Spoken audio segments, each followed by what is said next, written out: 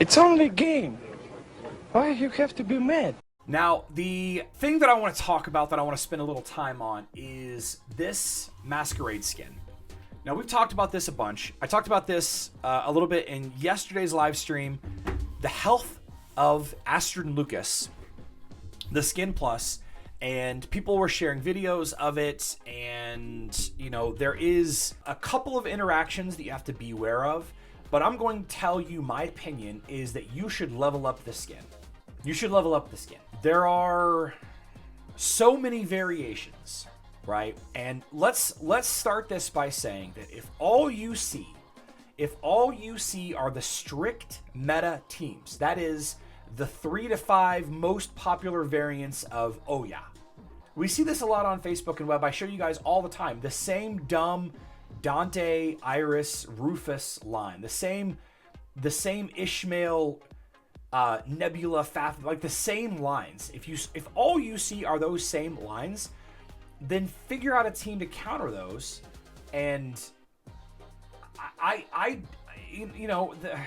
the argument is if you have too much health on Astrid and Lucas, that Oya will not target Astrid and Lucas. That Oya will target somebody else with Oya's charm ability, right?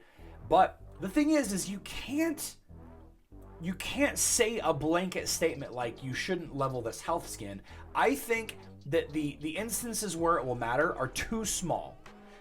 The way that Oya's skill works is it doesn't take a look at effective health. It takes a look at current health, okay? So if Mushy and Shroom, if your tank gets a couple extra critical hits, then they're going to have lower health than Astrid and Lucas. If you're... I don't know, if Artemis hits specific heroes, then they are going to have less health than Astrid and Lucas, even if you keep Astrid and Lucas's health low. I think you level the skin. I don't think you worry about it at all. I think in some instances it will matter. I think you need to be aware of those instances and you need to plan accordingly. But I think the opportunity to have her be healthier with all of the incredible defenses that I've seen in the last 2 weeks using a maxed Astrid and Lucas skin, where people think it might have mattered, where Oya teams attacked into Astrid and Lucas and it ended up not mattering at all, I think that you level the skin. That is, I don't have any empirical evidence.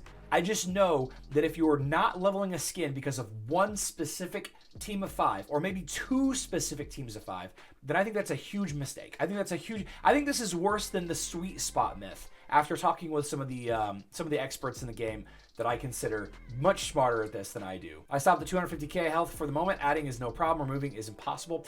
I think you wait. If you want to wait. Sure. Play your game however you want to play your game. But I'm going to tell you that I'm maxing this skin. I'm going to max the skin. Matter of fact, I'm well on my way. There was a number thrown around, 240,000 health, 250,000 health. There was a couple of videos that showed very specific examples. Guys, I'm sure you saw the videos of very specific examples of where it will matter.